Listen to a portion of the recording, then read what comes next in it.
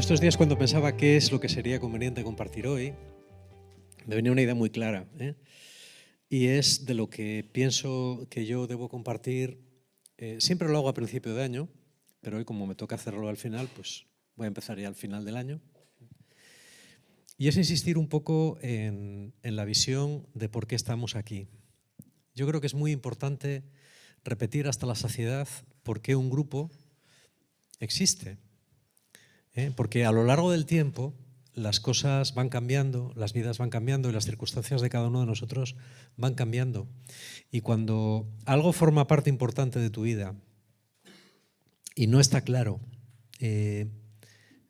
por qué existe eso en tu vida o lo que te aporta o realmente el significado que tiene dentro de lo que vives, al final se acaba perdiendo el sentido y puede llegar un momento en el que te haces la típica pregunta, es decir, bueno, ¿qué pinto yo aquí? ¿Yo aquí qué pinto? ¿Qué hago? ¿Qué sentido tiene esto? ¿Vale? Esto nos pasa a todos. Es decir, cuando uno está en un grupo de larga duración, durante muchísimo tiempo, ¿no? A veces muchos años, estas preguntas son inevitables. Uno tiene que estar muy motivado y tener muy claro lo que quiere para poder seguir, sobre todo dando lo mejor de sí mismo en el proyecto en el que está. Esto pasa en todas las cosas. ¿Vale? Y yo, cuando pensaba estos días cómo enfocar este tema de la visión, ¿no? La visión también tiene que ir renovándose a medida que pasa el tiempo. Siempre hay unas intuiciones fundamentales, pero a medida que una comunidad va creciendo y va pasando el tiempo, esas intuiciones también van cambiando, ¿no?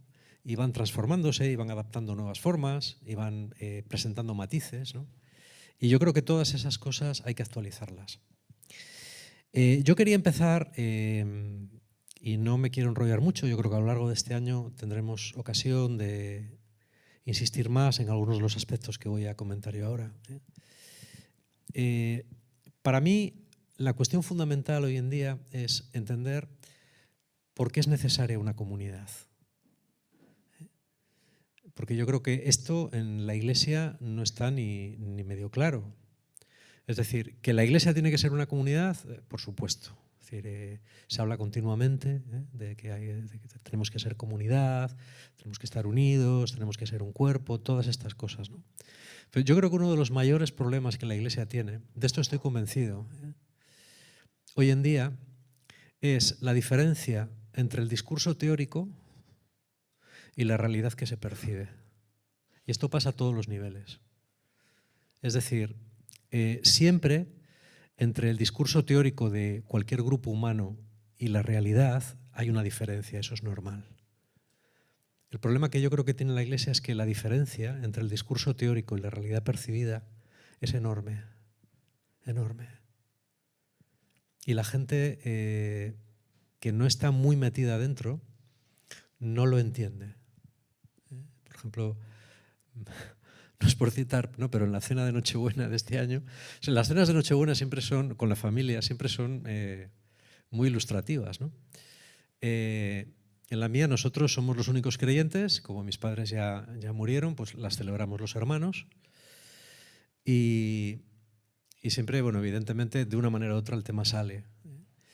Y yo cuando escucho a mis hermanos preguntar o hablar o tal, a mí me viene muy bien.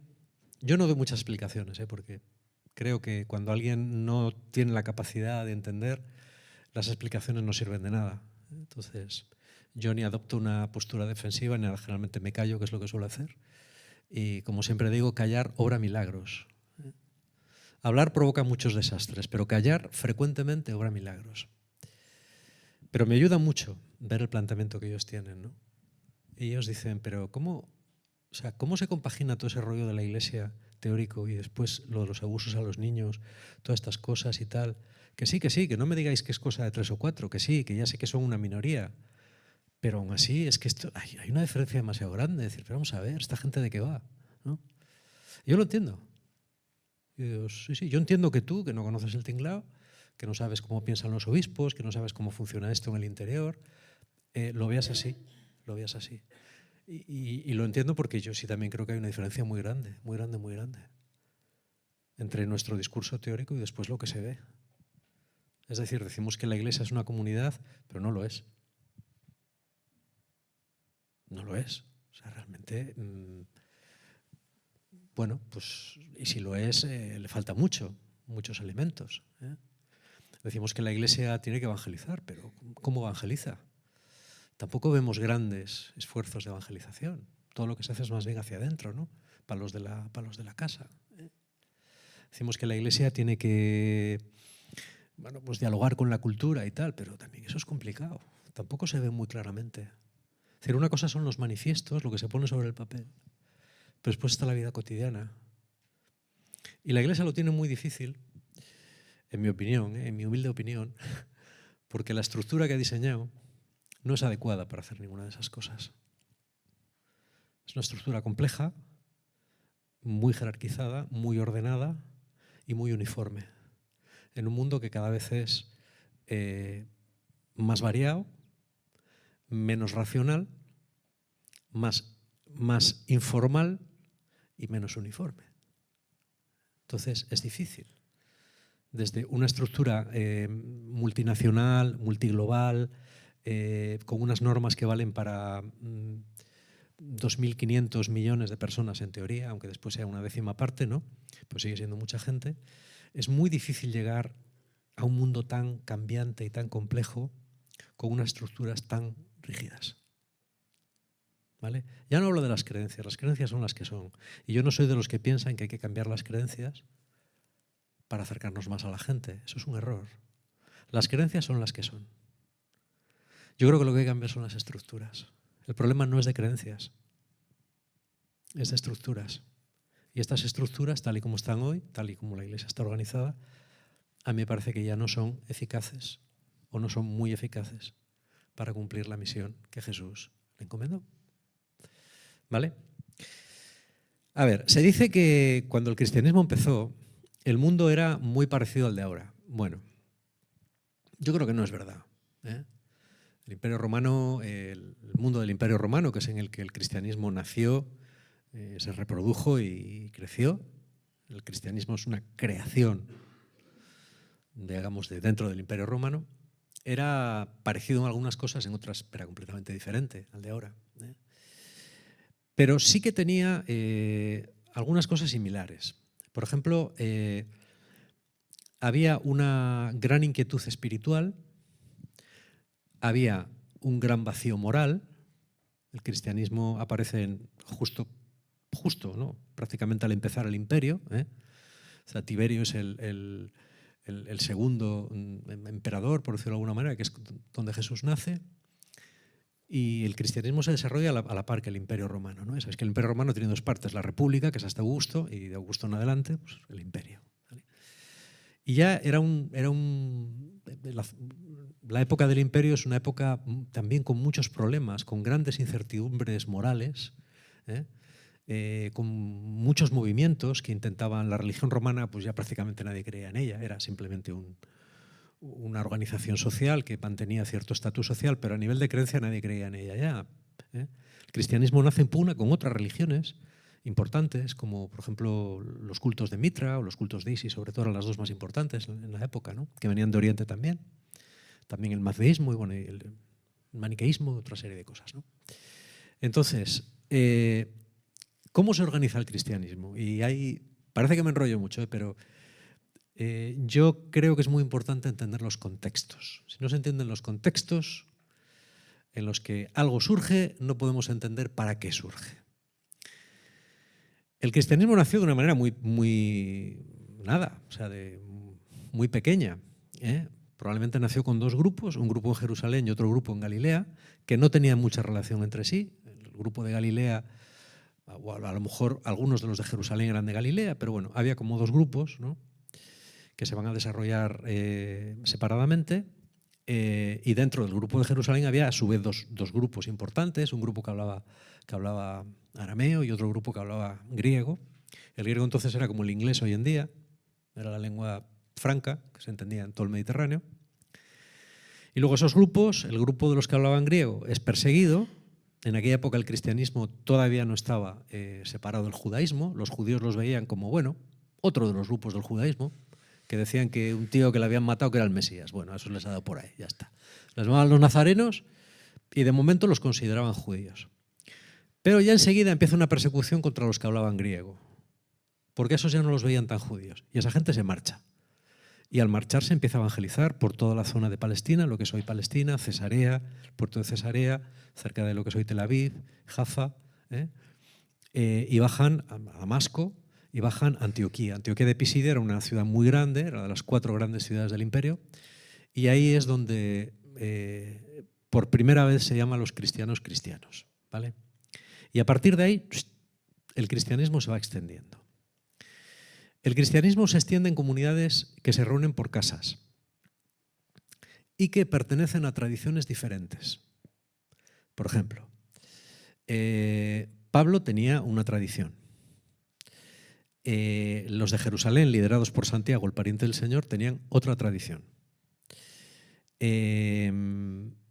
Probablemente los cristianos que empezaron en Alejandría y el norte de África tenían otra.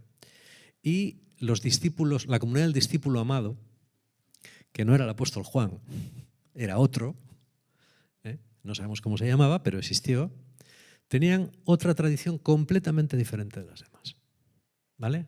Todas ellas creían que Jesús era el Señor, todas ellas creían que había resucitado, pero luego se organizaban de formas distintas. La autoridad no era la misma en todos los sitios, las celebraciones no eran iguales, las reuniones no eran las mismas, lo que se predicaba no era exactamente igual. Había una gran variedad, pero también había una unidad esencial, que era Jesús. ¿Y esto era bueno o era malo? Yo creo que era bueno.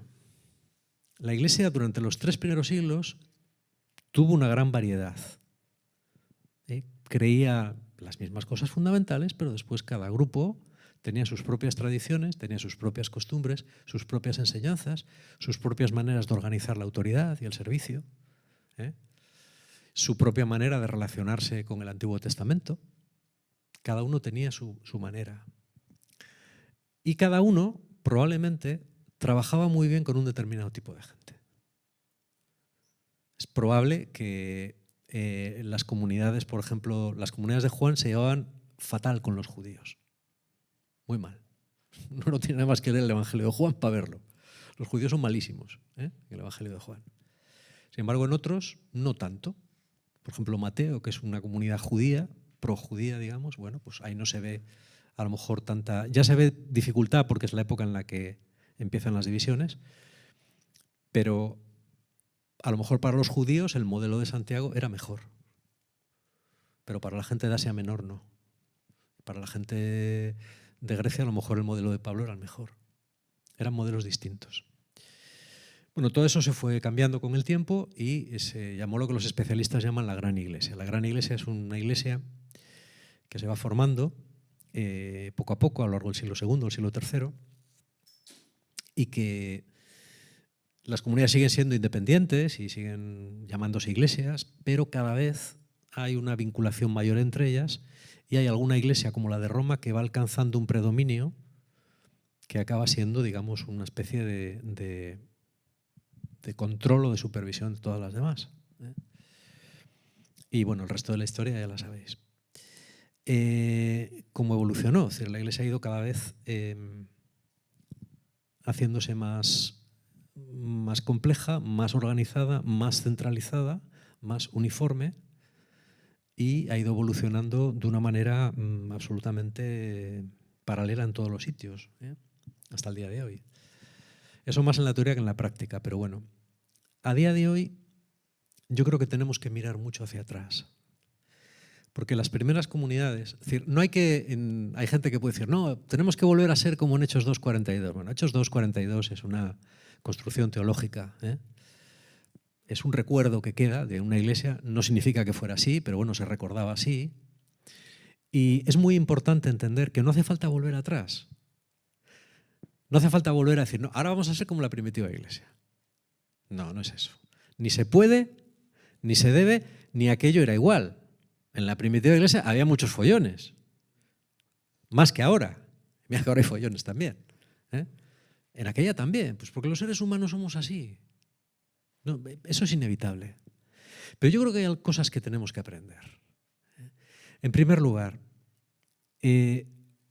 una comunidad como la nuestra o como otras, tiene una serie de ventajas que ya la Iglesia no puede proporcionar.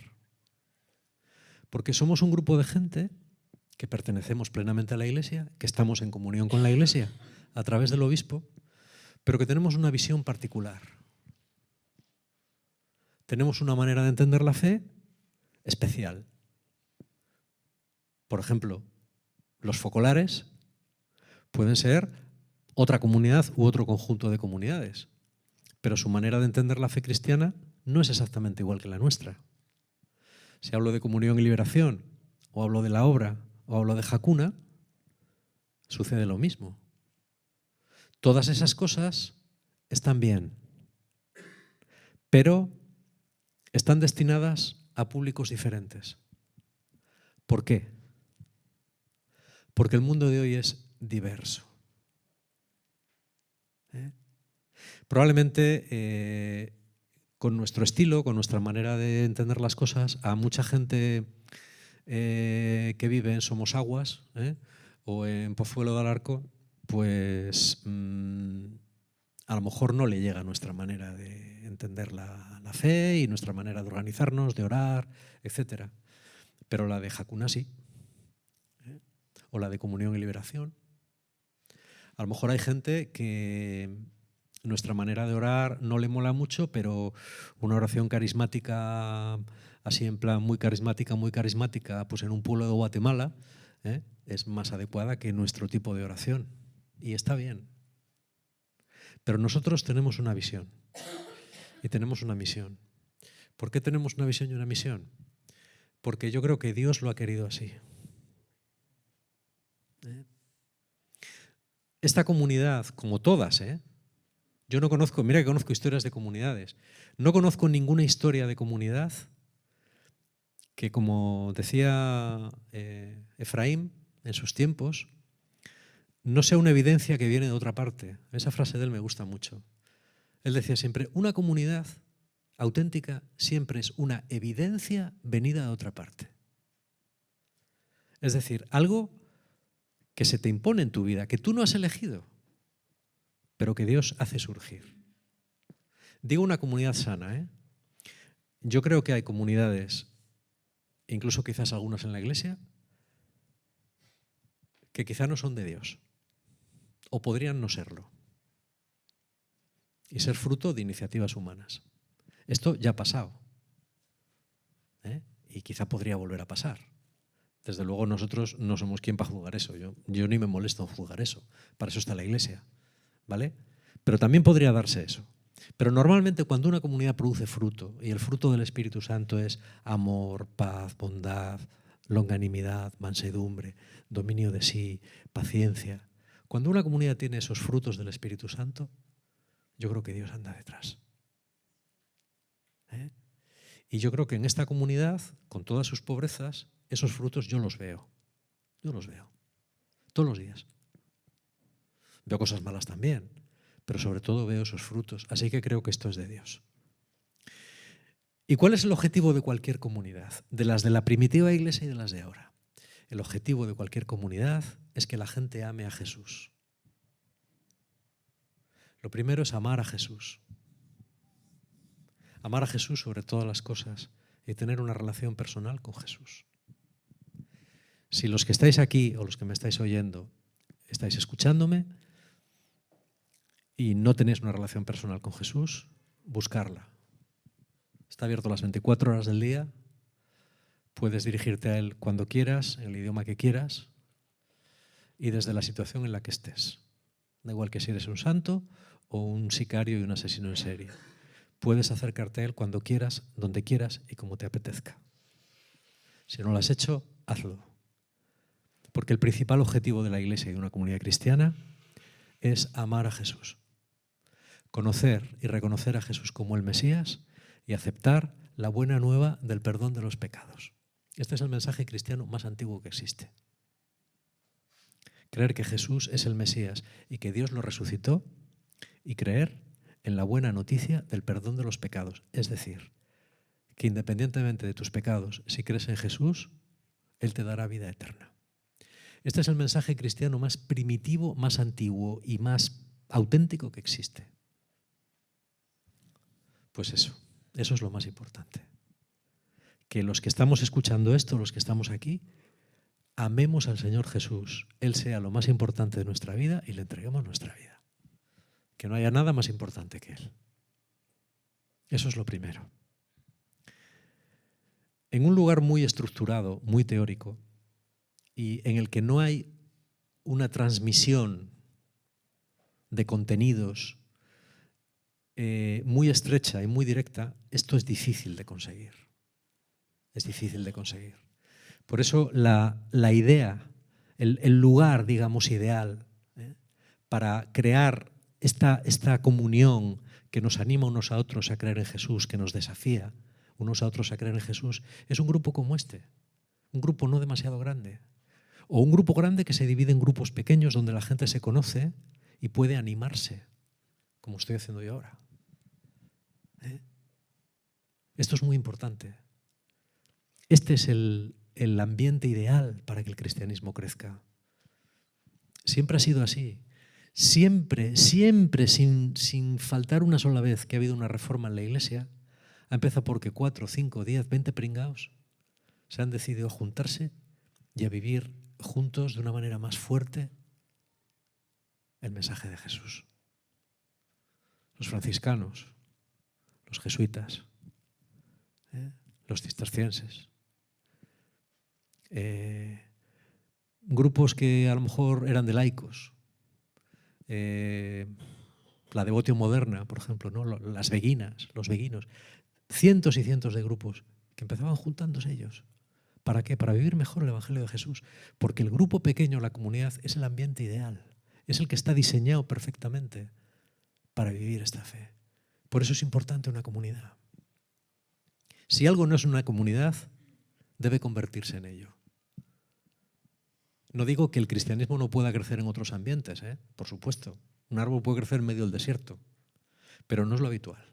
Si tú quieres que un árbol crezca, plántale, como dice la Biblia, con las raíces en el agua, cerca del río.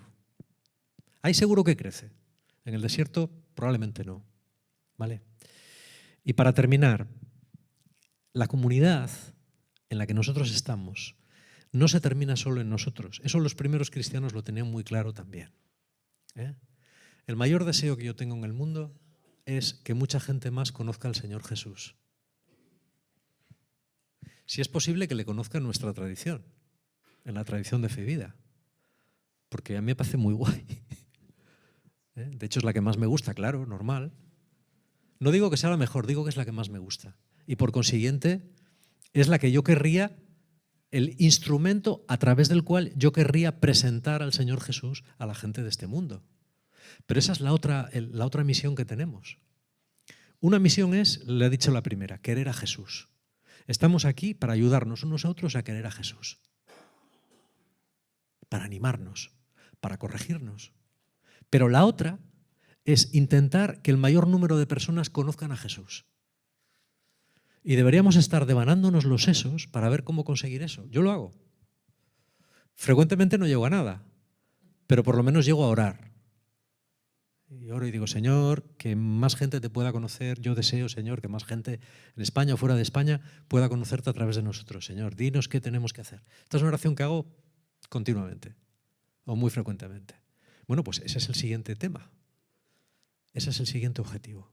Estamos ahí para que otros, a su vez, puedan recibir la bendición que nosotros hemos recibido. Y no he dicho más que perogrulladas. Pero por eso estamos aquí. Amén.